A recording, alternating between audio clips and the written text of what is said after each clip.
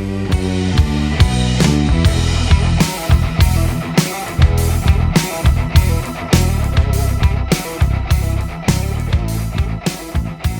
up, everybody? It's the Poppin' T Podcast here with your host, Poppin' T. As usual, Poppin' T. Pop, what tea you got for us today, man? So, some good news out of Baltimore this week. Our boy Zay Flowers, the case against him in the domestic assault case that has been cleared. All charges have been dropped. I don't think any charges were actually ever brought against him, but the investigation is no longer going on, which is great news for Baltimore fans. You don't want your star young receiver getting into trouble with the law. So I'm definitely glad to see that. It just seems like it was a big misunderstanding. I think it had something to do with his neighbor had called the cops and they had geolocated it to his house. So it was just a whole big misunderstanding as far as I know. So how are we feeling about that? No more trouble for Zay? Yeah, I'm just happy to hear that the man is innocent. Yes, sir. He's free. Would have hated to see that for his career after posting such a great rookie season, being such a talent for Baltimore. Just glad to see that that's done and over with, and that he can move forward and get ready for his all season. I feel like we can't not bring this up, so I guess we'll double dip for the tea today. The NFL salary cap is going up. Oh yeah, up to $255 million. Up $30 million from 2023. I know we weren't a fan earlier in the year, but I gotta say shout out to Taylor Swift. Cause I'm gonna be honest. I'm still not a fan. I'm gonna be honest. This is her doing. This is all her doing. The press, not the press, but the money and revenue that she brought from being a Kansas City fan just skyrocketed the NFL's, I guess, revenue this season. And that showed in the cap, which helps us out a lot. That does help a lot. I'll take any piece of money that we can get because we're definitely going to need it this offseason. Definitely. So I guess let's get right into it. Let's break down NFC South today. So this is a new series that we're going to be starting. Over the next 8 weeks, we're going to be breaking down each division one by one, talking about what we would do in retaining their current players, their current free agents, picking up any free agents that we think that they might need, and then who we think that they should target in the draft. So we're going to be going team by team over the next 8 weeks, and this is just something I'm super excited for. So let's get right into it with the Carolina Panthers. All right. So for the Carolina Panthers, the way this works is that me and Pop would talk about a player that they should try to retain. It's already on the team. A free agent they should try to go after, and then who they should draft with the first pick. So I have retained. The very obvious answer is Brian Burns. What's up with that? Kind of simple. Brian Burns is not my answer. Brian Burns wants $30 million. That's about where the Panthers were, but now they're at 40 because of the increase in cap. But look, man, I just can't pay Brian Burns $30 million this year. I feel like there's a lot that the Panthers need to do. Brian Burns is a great player, but I don't know if he's $30 million worth.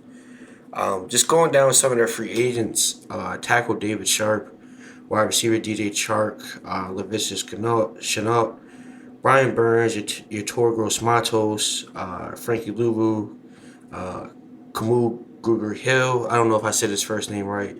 Deion Jones, CJ Henderson, Shaquille Griffin, Jeremy Chen, Sam Franklin. It's a lot of guys that you've heard of, but they're either aging or the stats just haven't put up behind it. So for me, the guy they got to retain is safety Sam Franklin Jr., fourth-year guy at Temple, 6'3", 210. He plays a lot more on special teams, but he does get some play in the secondary. He posted a Panthers high 12 special team tackles. So I think that's just a guy they got to find a way to keep on. My bad, 13 special team tackles. But that's a guy they got to keep on. Just being realistic with the money, I just don't think it's worth it to sign Brian Burns, and the other guys I named, I don't think any of them played at a high enough level to bring them back this offseason. I think we talked about this in a previous episode, but they're in full rebuild. Back then, I was saying either you get him signed or you tag and trade him because he might not fit into that. Now that he's at $30 million a year, he just doesn't fit the timeline. I'm sorry, it's gonna take 2 or 3 years before Panthers are even relevant again. And what is he, 29 at that point? Yeah, it's just I don't think it's worth it at all. Yeah, me neither. But on to my free agent picks. One player that I think that they should go after. This is a pick that's been going around the league for a while, but I want them picking up Bengals wide receiver T. Higgins. You got to get a number one target for Bryce, and T has been that, especially on the other side of Jamar. He's shined. He has been a big body receiver. Go up and get the football. This year wasn't his best year. Only 656 yards and 5 touchdowns. But that's missing his number one star quarterback, Joe Burrow, and he missed most of the month of November.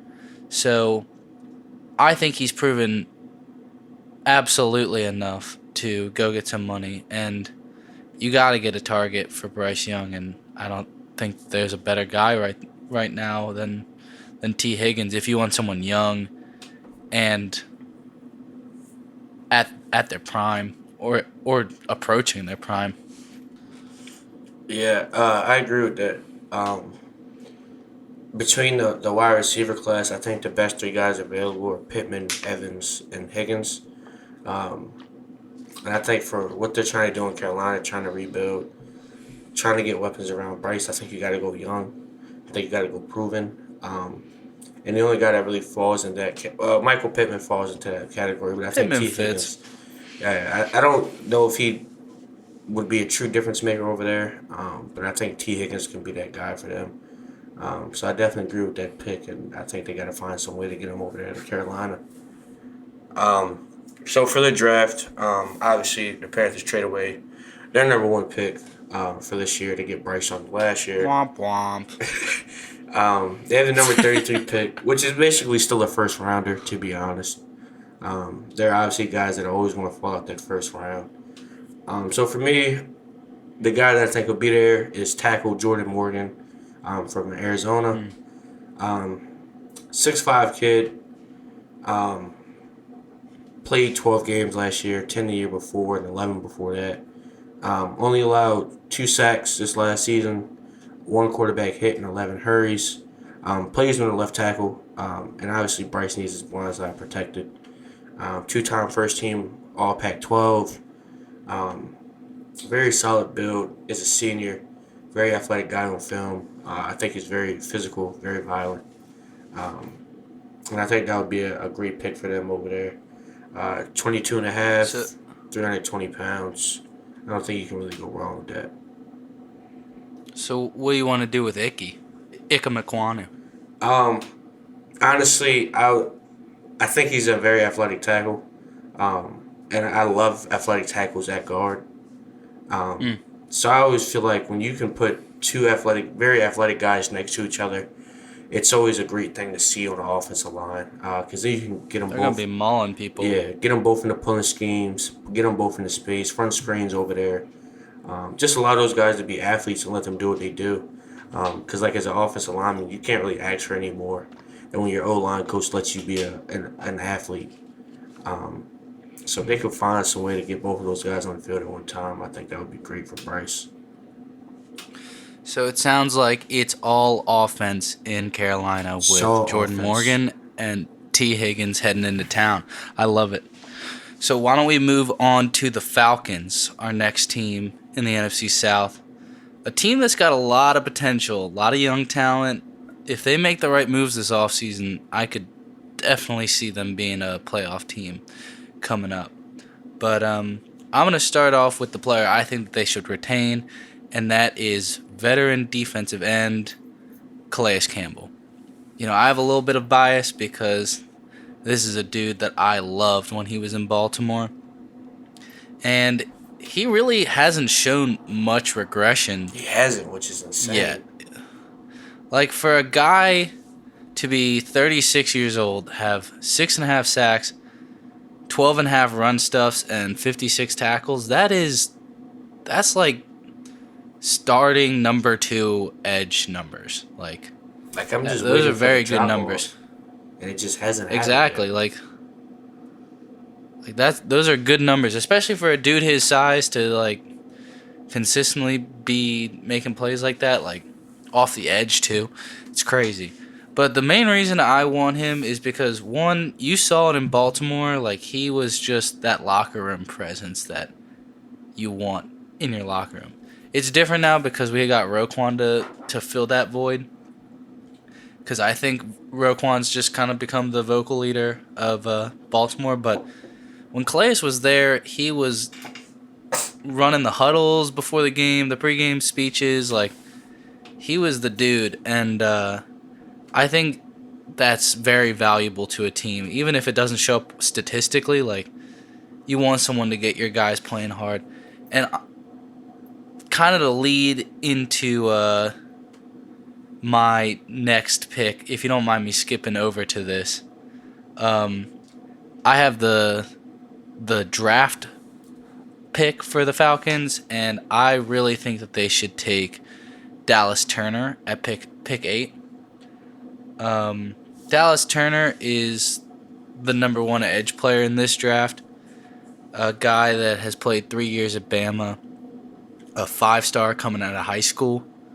He had 10 sacks and 2 forced fumbles in 2023. And I think with Raheem Morris coming in, he's going to want to build up that defense even more than it already is. And why not take the best edge player in the class, arguably the best defensive player in the class, right there at pick 8. And the reason why I want to retain Calais is just to be that veteran mentor for him.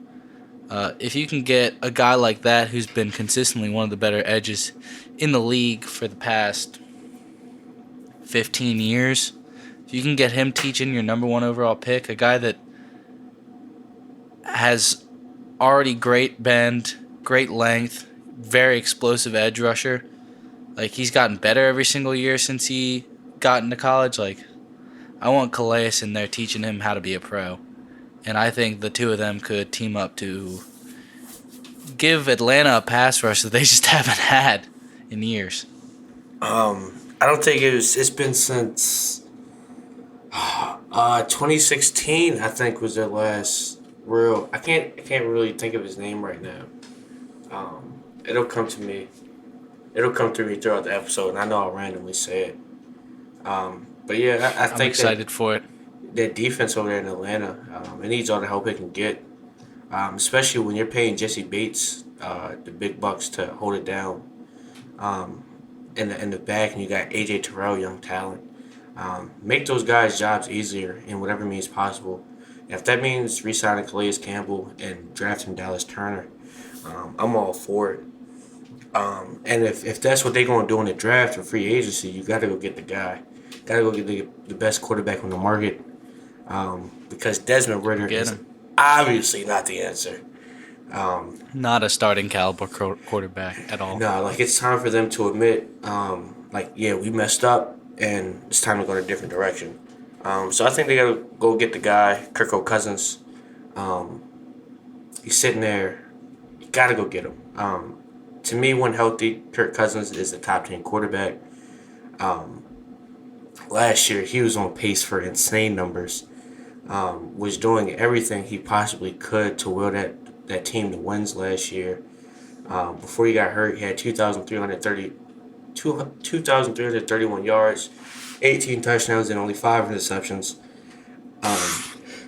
Year in and year out, he's just proven he's one of those better guys. I remember that game against Philly on Thursday night, and he was just doing all that he could to win in the second week of the season. 31 completions, 41 attempts, 364 yards, 4 touchdowns, and 0 interceptions. Then when Jay Jettas went down, it just didn't waver. And he's shown that he's a pro in every step that he's been at across the league. with the Commanders and the Vikings. You got Drake London, you got Bijan Robinson, you got Kyle Pitts. It's time to invest into these guys because they haven't done it yet, in my opinion. From a personnel standpoint, from an offensive coordinator standpoint, from a quarterback standpoint, they just haven't invested into this young talent. So go get Kirk. I think it'd be disgusting. Yeah, while he still got some years on him, allow him to run that offense. He's shown that he can play with the young guys. You saw what he did with Jay Jettis first couple years in the league. Trusted him all the way to be that guy. And then when Jay Jettis went down, same thing with Addison. He trusted Addison all the way, and their connection was insane. That's why he was one of the better wide receivers this year. So I think for Atlanta to take that next step, like you said, if they're going to do the things on defense, behind their new head coach, offense got to be able to play too. You can't just get stops if you can't score, and I think Kirk Cousins is the answer to that on offense. No doubt. It's going to be expensive though. Going to be expensive. I'll say that. Pay up. I mean, I think if I'm Kirk, I want to play there. Honestly. I think that's the best spot for him. I saw a stat today. He's thrown 177 touchdowns to just 55 picks since he's been a Viking. Like he's good with the ball. That's great numbers. So I think if you made these additions on defense and offense, like, you're feeling pretty good if you're the Falcons. And the Falcons are close, man. The Falcons are close. I swear they are. They've been close, and they've just gotten, like, the surrounding core outside of the quarterback has just gotten better and better every single year. Yeah. They just haven't had it. Yeah. At the quarterback position. And I just remembered his name, Vic Beasley. That's what I was thinking of. He fell off the face of a cliff. Oh, yeah. After 2016. Vic Beasley. That's good. Yeah, but Vic Beasley was their last 15.5 sack guy for them, so they definitely need a replacement. Yeah, I would say so. So, yeah, potential playoff team Atlanta Falcons. Go get Kirk O'Chain. Love to see it. I think it's possible. Oh, yeah. So, on to the New Orleans Saints, who have tons of cap space. Yeah, minus $40,000. I mean, $40 million. Oh, yeah. That's perfect. That's exactly how much you want. So we're going to have to make some tough decisions with our free agent and our retain pick. But why don't you kick us off with who you would retain from the Saints roster? If I'm the Saints, with the money issues we got, there's only one answer. Rashid Shaheed, you just can't let him out the building. Was first team All-Pro for special teams this year. Was a Pro Bowl this year for special teams. Young kid, only 25, out of Weber State. Had 46 receptions, 719 yards, and 5 touchdowns.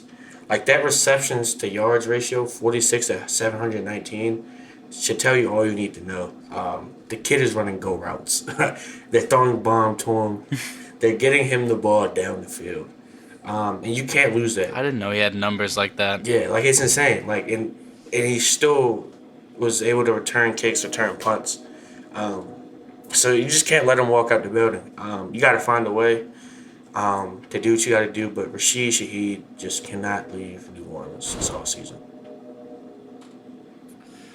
I like that. I did not realize that he put up those numbers, but it seems like every time they chuck him the ball, he's making a big play out of it. So I agree. Definitely. That's definitely a player you gotta bring back, especially with all the issues with Mike Thomas and not really knowing what that receiving core is looking like outside of Olave. Like, you gotta keep some consistency in the building.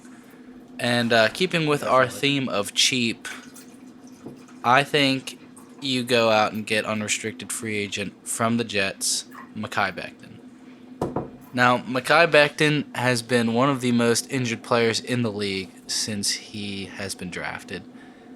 And Oh, so you sound like you're saying let's go get the offensive line version of Michael Thomas. That's exactly what I'm saying.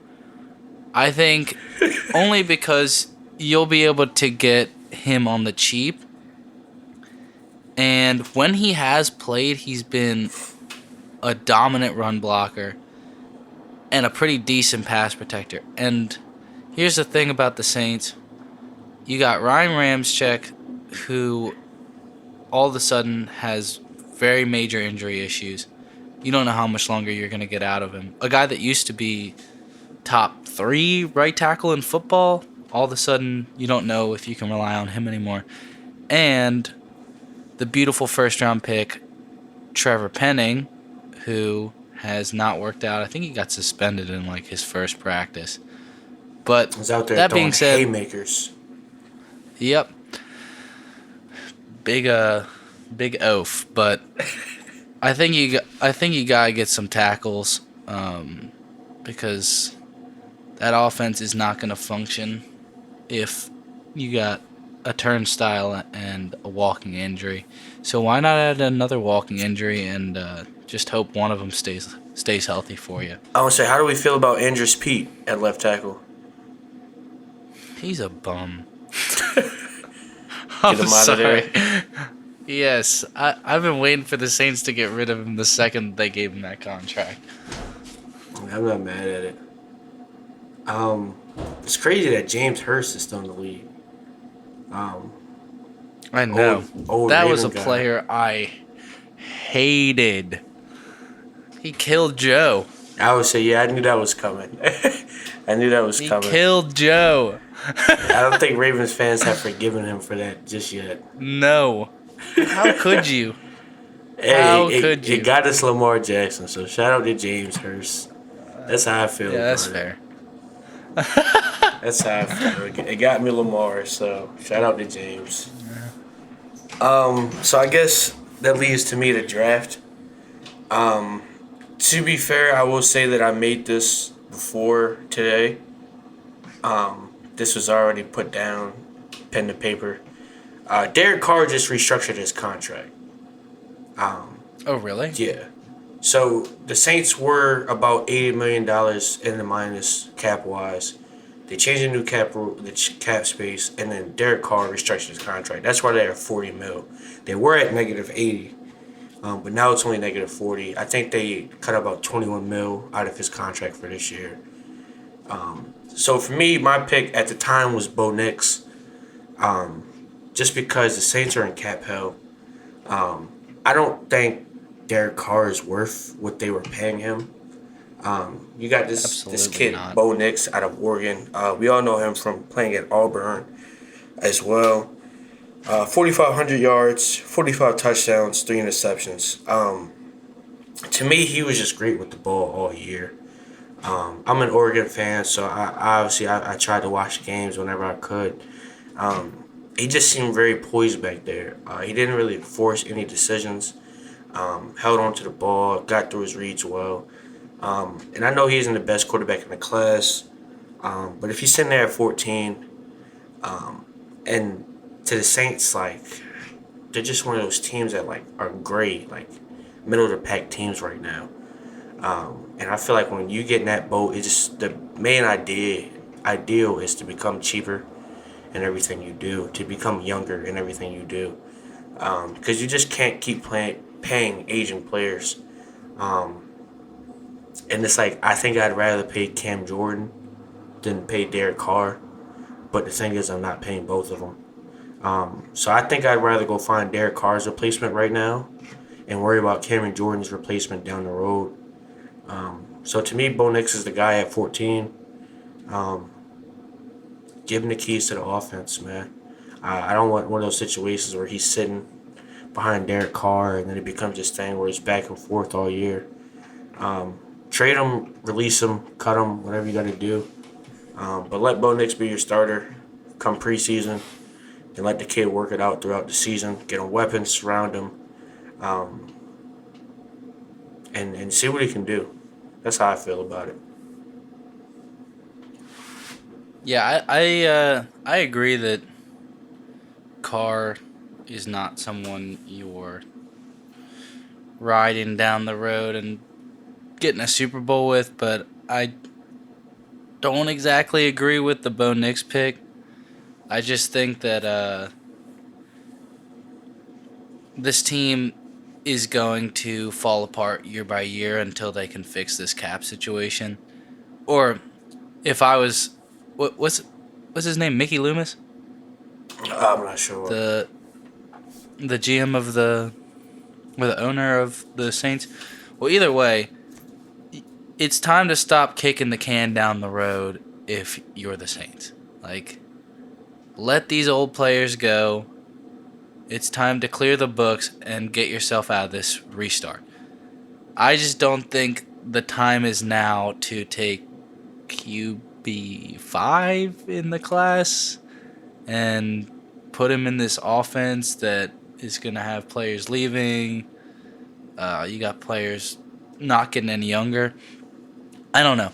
I feel like the Saints are going to get worse and have a shot at a better quarterback in the next couple years. But To me, it's I like, do like. is it really going to be a better quarterback than Bo in these next couple years? Like that's how I see it. Like I'm taking my quarterback now because who's the best quarterback next year? Your bias is showing, TJ. Like, it's to me the way I see it is between Bo Nix and Shador Sanders. I'm taking Bo Nix. That's how I see I would it. agree with that. Like I I'm would agree not with that. waiting. I'll wait till next year to go get a pass rusher to replace Cam, or whoever the top wide receiver coming out next year is going to be. I think Mbuka. I'm not sure if I'm saying his name right, from Ohio State. He decided to go back to Ohio State next year, so that's a guy that I'm looking at next year to maybe fill that Michael Thomas void. But quarterback wise, the next class coming up, Quinn Ewers. I think I'm good. I think I'd rather have Bo, which is kind of why I'm jumping the gun and biting the bullet this year and going and getting Knicks this season. Because like you said, like if you stay with Derek Carr, like you'll be a middle of the pack team. And to me, Yeah, but it's a win now. And whatever, like it's one now, but I know it feels like it'll be like taking a step back to take two steps forward. But it's how just is it win now for the Saints, bro? not for the Saints, but to me in general, like as a GM, every move I'm making is to win now. It And might be time to just stop making that move for the Saints, though. Negative 40 million. like it's Like it's time to let it go. it's time to let Derek Carr walk. Um, I get it. I do like getting a replacement for Carr. I just don't know. I'm interested to see what Bo can do, they're but paying Ryan Ramczyk 20. He has a $27 million cap hit. Cam Jordan 23. Alvin Kamara 18. Demario Davis 18. Taysom Hill 15. Marshawn Lattimore 14. Andrews Pete 13. Derek Carr 12. Before that was 30. Uh, Michael Thomas those at 12. contracts are Tyron Mill terrible. at 12. Cesar Ruiz at 10. Marcus May at 9. Like it's just time to start letting some of these guys go. We got to get younger. We got to get cheaper. And to me, Derek Carr is the first one to go. Um, if Ryan can't stay healthy, he's next. But to me, you hold on to Cam Jordan. You hold on to Alvin Kamara, Demario Davis, Marshawn Lattimore for another year. And kind of see what Bo can do for a season. And then based on where you fall in the draft, and you know how to go about it from there. Um, but like I do like it the way you're saying it, because if that offense is gonna be together for the most part next year, I just wouldn't want to draft him and sit him and let everything fall apart, and then when it is finally his time to come in and start. Yeah, that's what I'm saying. Like you got to get Carr out of there now. Let him come in there No, I like it. I with like it. Taysom, Kamara, Olave, Rashid Shaheed, double dip at wide receiver in the second round maybe. And just like I said, see what the kid can do. And if he needs more help, you go get it. Hopefully, as some of these contracts start to expire, they'll have some more cap space down the road. And likely the cap will go up again, which will help their case next year. Maybe they can go get a free agent. go draft a wide receiver. But it's time to start moving the ball. Like you said, let's stop kicking the can down the road. And to me, Derek Carr is my first candidate to go. I like it. I like it. Well, let's move on to that last team. This is a team I'm super excited about. I don't quite know. I feel like this team can be really good. Like this roster is loaded up with talent. There's a lot of guys that are unrestricted free agents, but you're not hurting for money. And this team is the Tampa Bay Buccaneers, as you all know. Um, yeah, I mean they still have that Tom Brady Super Bowl roster pretty much in place. The last couple drafts have not gone perfectly for them. They've gotten some good players, but off the top of my head, I'm thinking of their last couple first round picks. I guess Logan Hall was they traded back to 33, but Logan Hall and Joe Tryon Shoyinka, just players that really haven't pushed the needle for them at all. So let's do our best to try and do a better job than the GM has done in the last couple of Let's years. see what we got. All right, so a player I want to retain is Antoine Winfield Jr. This dude had one of the best seasons I've ever seen a safety have. He was all over the place, making huge plays, making clutch plays, all around the football. I personally think he was the best safety in the league last season. Now, I'm a Ravens fan. Mm-hmm. I think Kyle Hamilton was better, but he played all over the field. I'm talking about like true like deep zone, like safety. And Kyle's like more like a star player, but to each their own. This guy finished with 122 tackles, 6 forced fumbles, and 3 picks. Like that's crazy. From a safety, That to me is atrocious. Your safety should never have that many tackles. That to me but is somebody's doing something wrong up front. I don't disagree, but the fact that he's making those type of plays is crazy. I think there was a game this season. Let me just make sure. I think he had 2 forced fumbles on the goal line against the Falcons. Jeez. Like he it was one of those like he punches it out and it goes out the back of the end zone and it's the touchback. Zay Flowers. But yeah, he was all over the place. This is a player that has given you so much in his 4 years as a Buck, and I want to keep this defense together. I want to keep building it because, like I said, there's a lot of talent still here. And if you can keep the young players around and keep building through the draft and figure out what you want to do at quarterback long term, like, I love it. So, yeah, keep Contract wise, you gotta Antoine give him Winfield. at least 20, right? Probably. Yeah. Um, How much is Jesse making?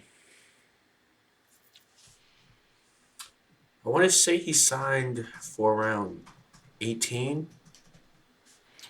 He 18 a is year? at 4 years, 64. Yeah. Says 16 a year. He's not getting 20 then. I would say I don't even know if he gets more than Jesse. I feel like he has to. It'd probably be right around that. Like, and you tell me, and the cap went up. Oh yeah, that him and his agent talking and sitting laughing right now, because he's about to become the highest paid safety in the NFL. Like Fair enough. Well, I don't know if it'll be 20, but it's gonna be a lot. He's probably eating steak as we are talking about it right now. Wagyu beef. Having a vodka tonic. Yeah, like him and his owner, or I mean not owner, his agent is sitting somewhere laughing. Yeah. He's going to eat up a lot of cap. I'm okay with it. And yeah, I would say I'm okay with it too because the Bucks have a pretty young team. they aren't paying too many people right now. But to me, it's like you signed Antoine. What are you doing with Baker?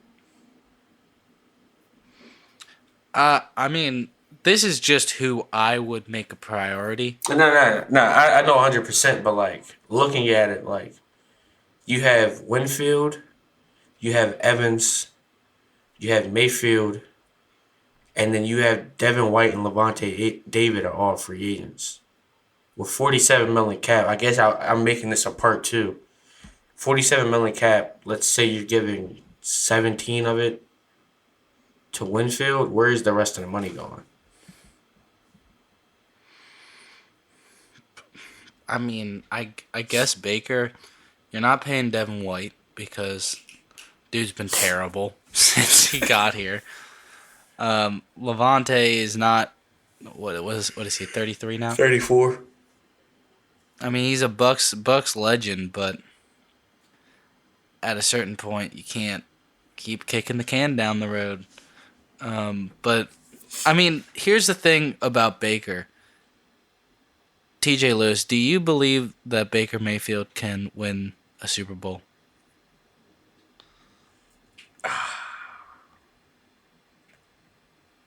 That feels like a trick question. With the Bucks, do you think that he can win a Super Bowl with the Bucks in the next 3 years? No. Yeah. So, to me, if you can't get him back, if he's asking for too much, there's other quarterbacks. Like, Russ is going to be out there. Don't look at me like that. Don't look at me like that. Russ is going to give you pretty much what Baker just gave you. Danger Russ. Yes. Russ is giving you that. You might as well. You might as well slap on some pads and go out there and throw the ball around. What do you mean? Russ played pretty good this season. Russ had a very solid season, but like signing Russell Wilson, He did. Would be taking a step back. Like, all right, take a step back, but you're not taking a step forward with Baker. To me, you sign Russell Wilson, you're playing for a participation trophy. You're saying, all right, we're cool with draft. What were you doing with Baker? A playoff appearance, a playoff win, a home playoff game at that. I don't know. I just think if he's gonna ask for too much money, there's other QB options. I mean, Kirk is out there. What if Kirk wants to come play for the Bucks? What if Justin Fields wants to play his last year of his rookie contract for the Bucks? That is something I would look into. Justin Fields, I would look into more than Danger Russ. But I'm not paying Russell Wilson that money to come over there and. No thanks. I mean, how much is Russ really gonna get? Like, Russ is gonna be in the same situation that like Carson was in after he left the Eagles. Like Carson who? Wentz. That kind of feels disrespectful. Okay, right after the Eagles, when he was still getting like contracts with, I don't know where he went first, but like it was either Indianapolis or the Commanders. I think it was Indianapolis, but like he wasn't getting giant contracts after that, but like I feel like he's just gonna float around until he finds his spot. I hate that. I hate to watch Russell Wilson's career become that. I know. It might have just not been a fit, man. Like I really think that's what it Sean was. Payton. I think that's what it was too.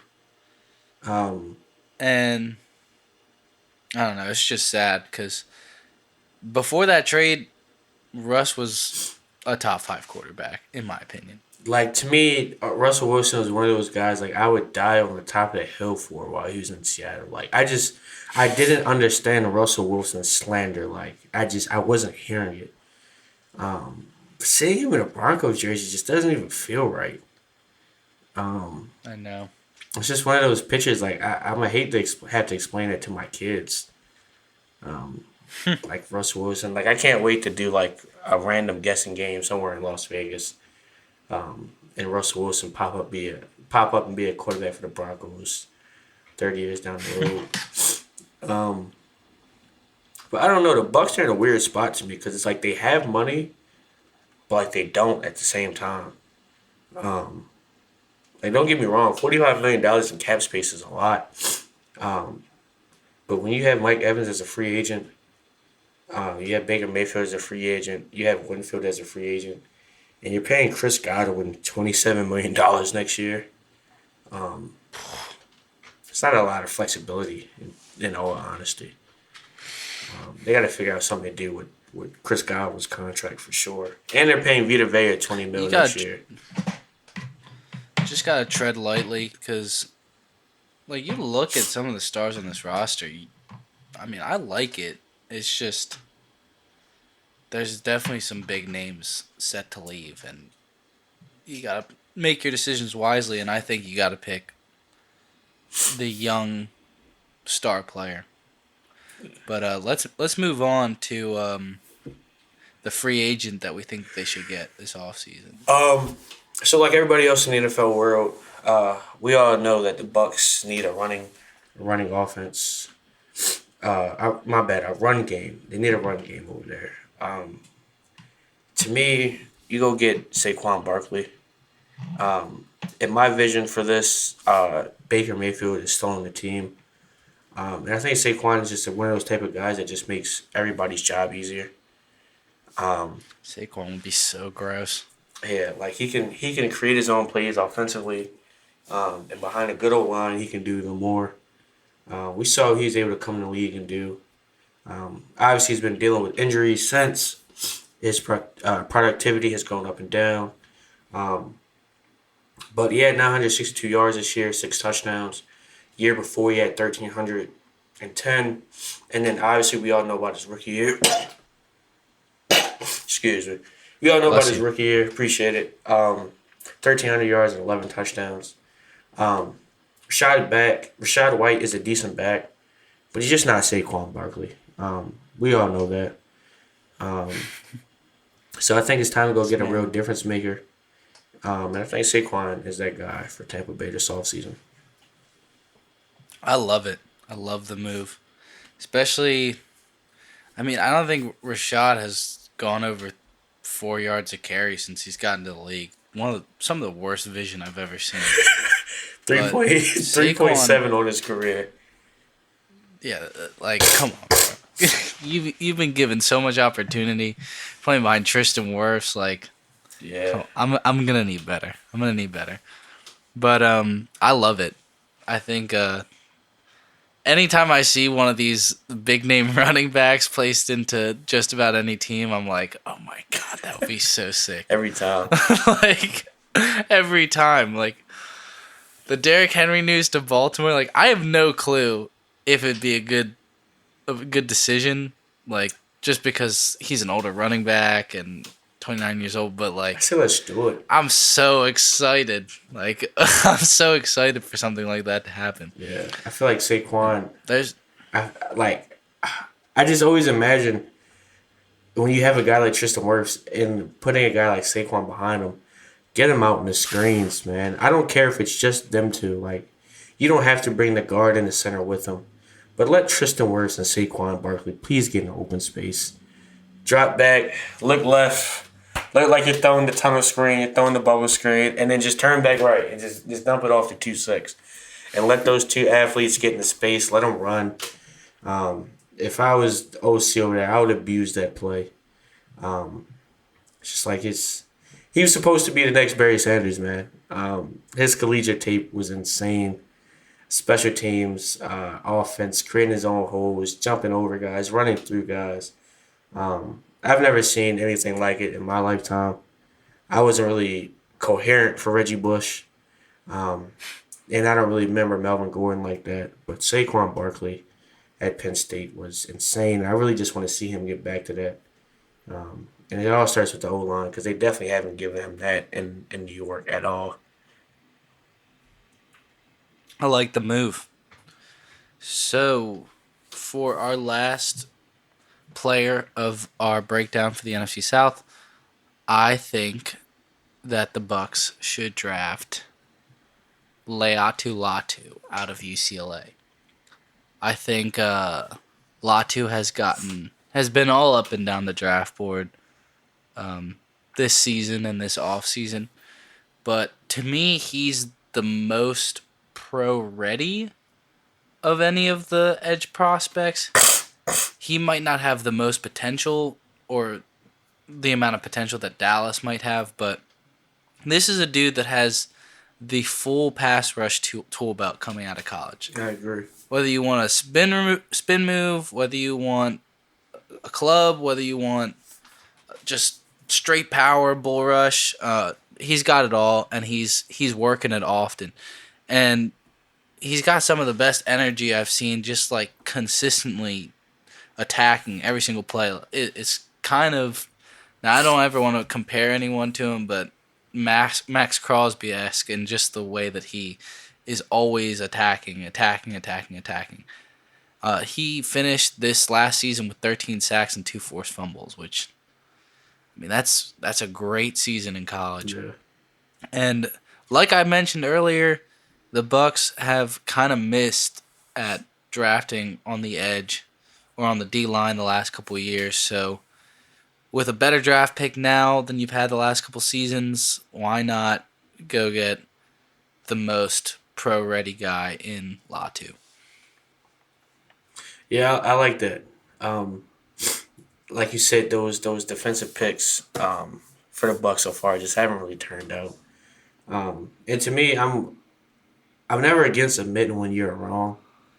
I don't care if you just drafted the position last year. If it didn't hit and there's a guy that looks ready, looks like could be that guy, go get him. I never have a problem with that. You can figure it out down the road, because the thing is they're both on rookie contracts. So it's not like you're paying a guy $30 million a year and then you go draft his replacement and now you're like, shit, now what do we do? But when you're playing both guys, I don't know, $3-4 million a year, to me it works. And then it's like you can rotate. Play guys at 3, play guys at 5. Let them put both hands in the dirt. And if it doesn't work out, then you trade him. Still young, or if not, you just let him walk when his 5th-year option comes up. But I definitely like that pick. I think that defense has to get better, especially with possibly losing Devin White and Lloyd this all season. I think you got to. What's up with Shaq Barrett? Is he gonna be back next season? Yeah. Did he even play this season? Shaq Barrett will be back. I don't know how much they're paying him. Paying him $14 million. That's his cap hit for next year. It's a lot. I would say your eyes just got big. That's You don't like that?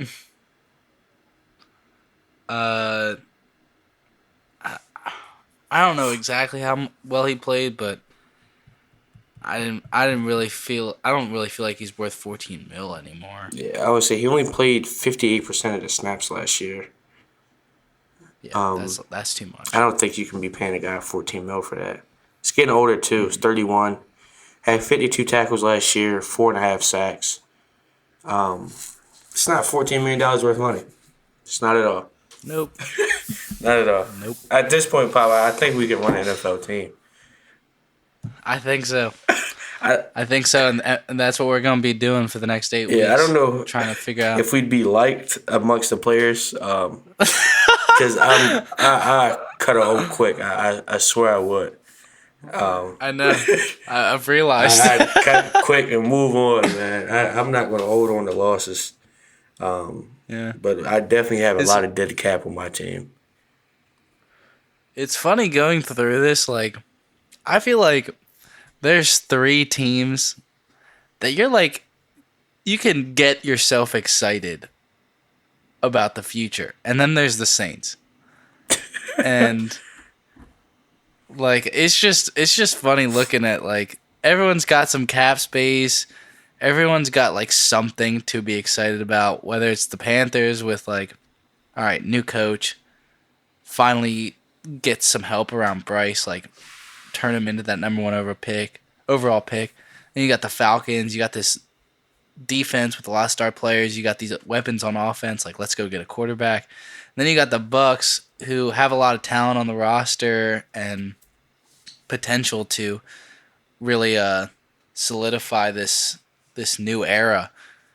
And then the Saints, just like everyone's old, everyone's injured, and you have no money. Womp womp. They distract them down there with the Mardi Gras. Yeah.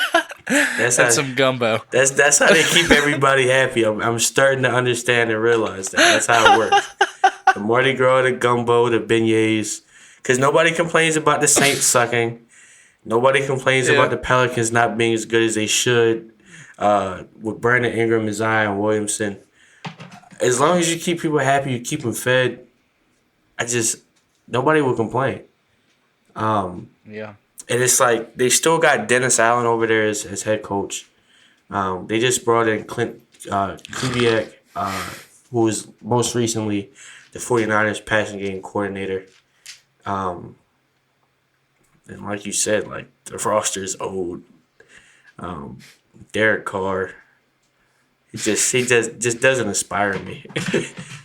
Doesn't motivate me. Yeah, I'd be depressed if I was a Saints But fan. as long as people are putting beignets in my face, what do I have to complain about? Exactly. Well, I think that wraps up this episode of The Breakdown. I'm sure we went way over the time that we anticipated for this episode, but Definitely. I had fun. I had fun, so I don't regret it. But thanks for sticking with us. We'll be touching on